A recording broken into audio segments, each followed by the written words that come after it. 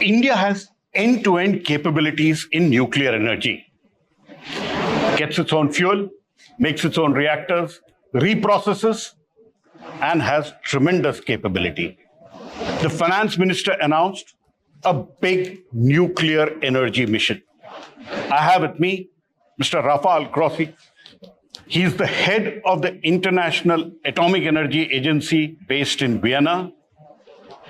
We call him the global nuclear watchdog. Thanks a lot for speaking to us. My pleasure.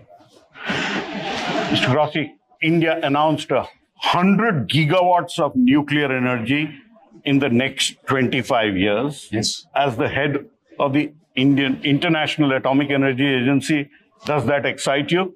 I can only welcome that, but let me say that more than praising this as something extraordinary, I think that that is the right thing to do. India is one of the emerging global powers. Its economy is one of the biggest in the world, requiring ever-growing amounts of energy to sustain this growth. And of course, you don't have dozens of possibilities in order to sustain this effort.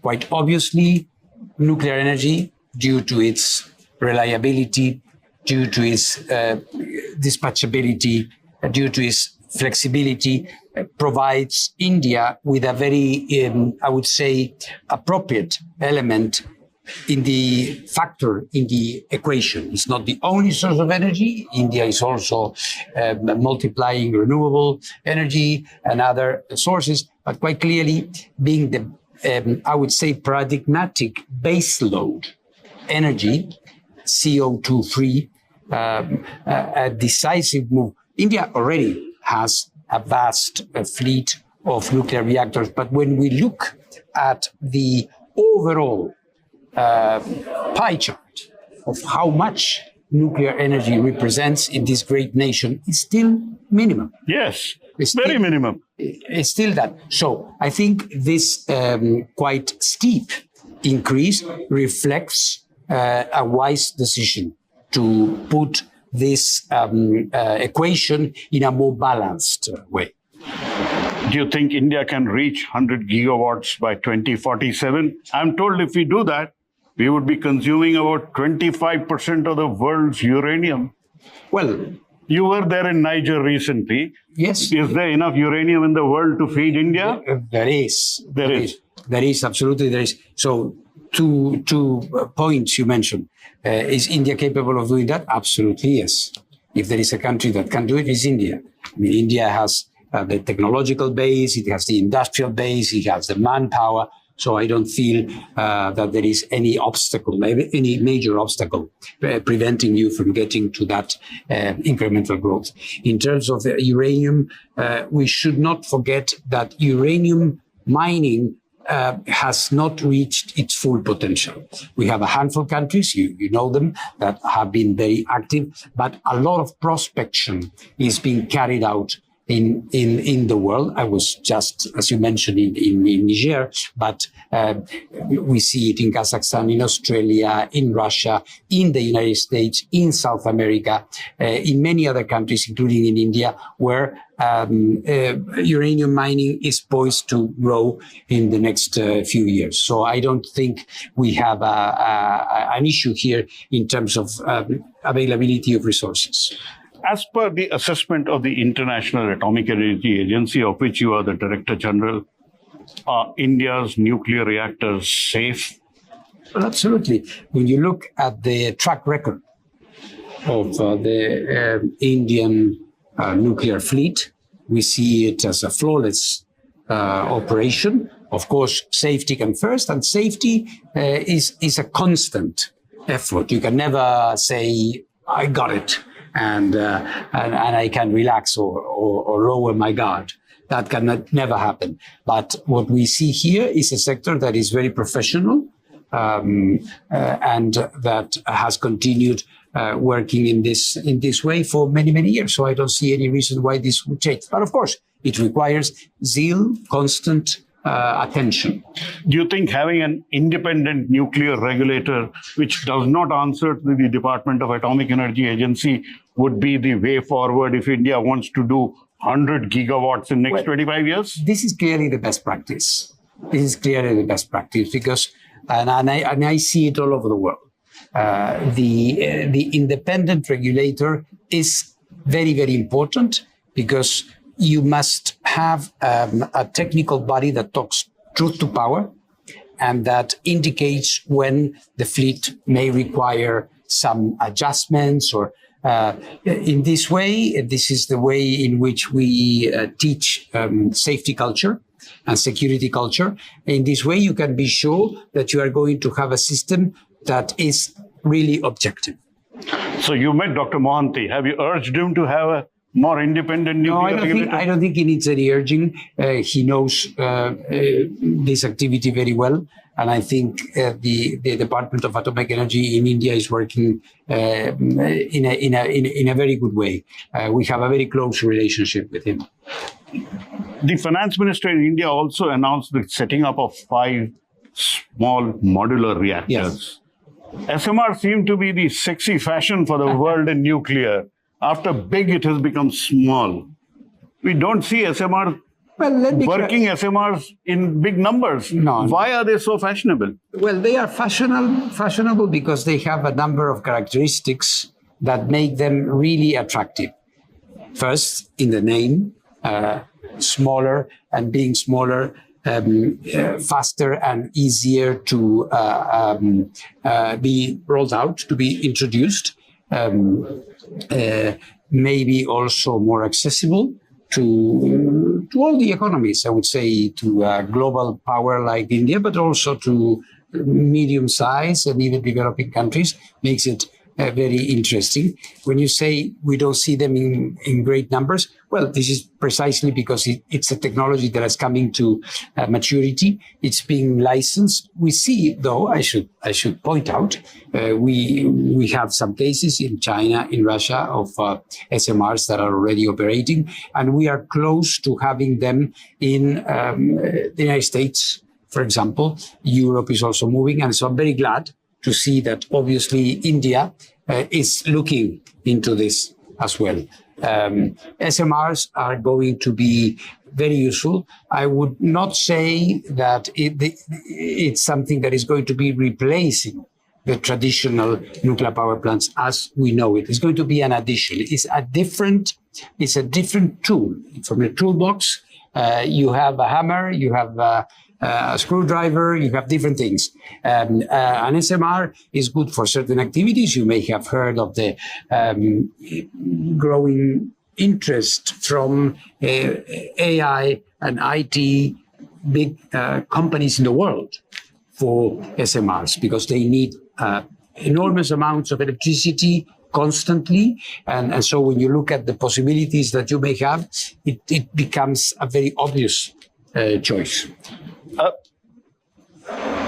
We are standing with Mahatma Gandhi behind us, the apostle of peace. Yes.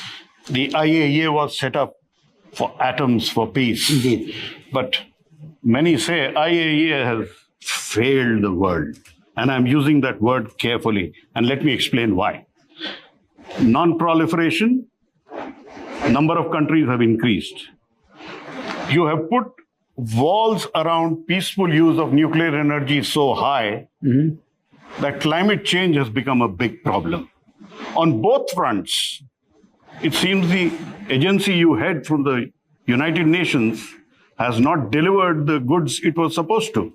What do you have to say? Well, that's a particular way to see things. I happen to see it from a different perspective, and let me explain how.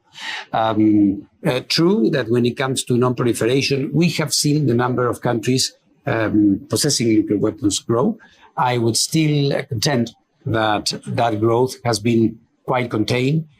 When you look at the amount of countries benefiting from nuclear technology, using nuclear energy and nuclear technology without the NPT, without the IAEA, without the safeguard system, we would count them by the dozens, thus adding to international instability.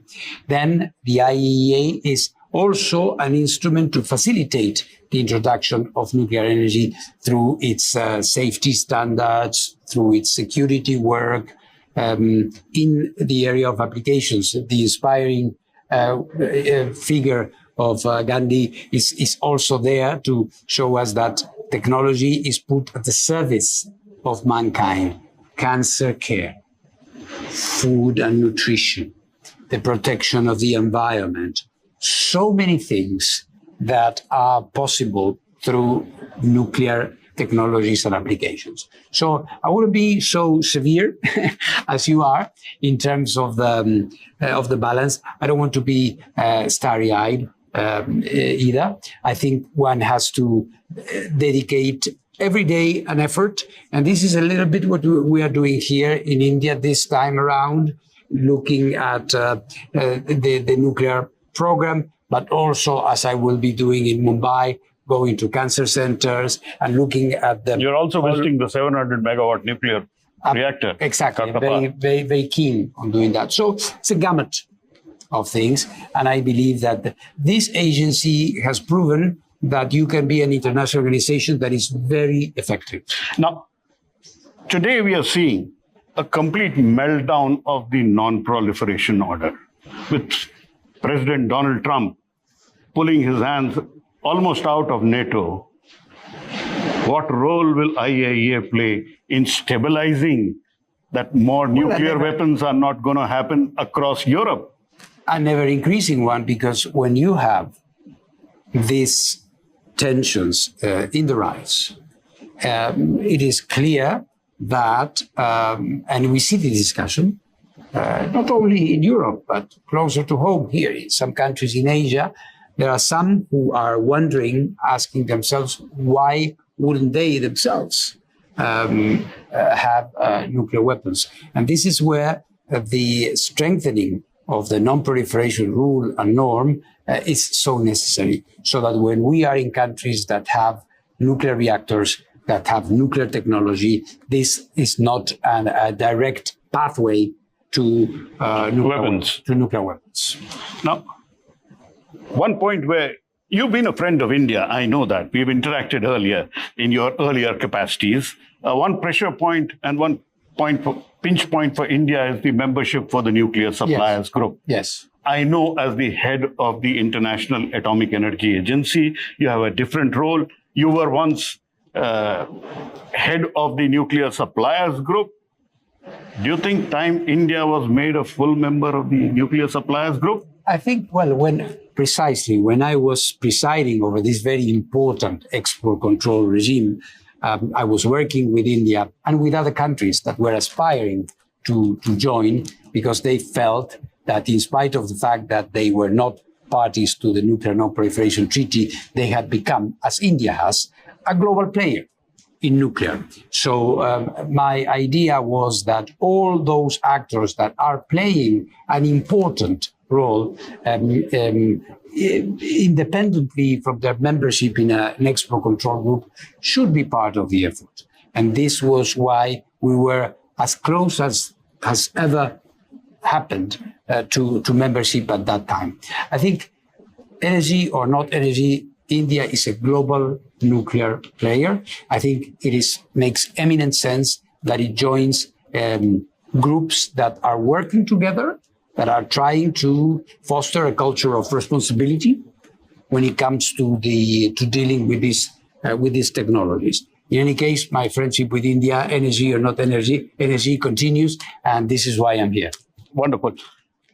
One area where India wanted to have more nuclear plants was through international collaboration. Yes. With America, with France, with Russia it continues, but it was the liability regime and the Liability Act which came into play.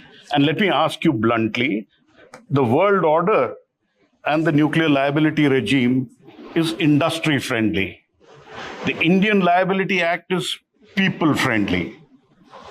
One, do you think the Indian Liability Act needs to change, or the World Act needs to be changed to make it more citizen friendly? Well, you're putting this in a mutually exclusive way, which is very rationally very tempting to go into that, but I will not, because I believe that in any event, you need a liability regime. And of course, the characterization of the liability regime as people-friendly or industry-friendly is a bit subjective, with all due respect. I believe that there are different instruments. It's a very arcane, as you know, part of nuclear law as to which instrument, which convention applies to whom. I think it is obvious that we need to have a strong liability regime. If we have an industry that is growing, we have to give the society and the operators the guarantees that in the quite remote, because it has been quite remote, the case of a nuclear accident, there will be adequate compensation. I think it is a logical consequence of that. So who needs to change, the international regime or the Indian regime? We need to converge. How do we do that? We do that by talking to each other. We do that by participating, like the IAEA does, constantly inviting India to come and to join us, to compare notes and to see. You know, you were talking about the growth of the Indian nuclear sector, and we have seen that there are things changing here. There are partnerships that are being the private sector is coming in, established. So I believe that there is going to be an evolution. I'm very optimistic about that. Are you optimistic about thorium? Because India is very optimistic about thorium. Thorium has been a trademark in India, having most of the world reserves in thorium. The nuclear fuel cycle internationally has been concentrating on uranium mostly. And so you have this structure there, but I believe that in the future, it cannot be excluded that thorium will be actively integrated into nuclear operations. So nuclear energy will play a big role in the world energy ecosystem? It will be bigger. We are not advocating dominance of nuclear energy. We advocate an intelligent energy mix for countries. Thanks a lot for speaking to me. I thank you very much. Always a pleasure speaking to you, Rafael Grossi. Thank you very much. Thank you. So that was Rafael Grossi, the Director General of the International Atomic Energy Agency, the global nuclear watchdog. Optimistic about nuclear energy, but use it intelligently in the energy mix. A friend of India, supported India's membership for the Nuclear Suppliers Group, and here in India to visit some nuclear plants as well. India wants to ramp up nuclear energy to 100 gigawatts by 2047. A steep rise. It would be very useful. India is very energy hungry. In New Delhi, Pallava, Bagla for NDTV.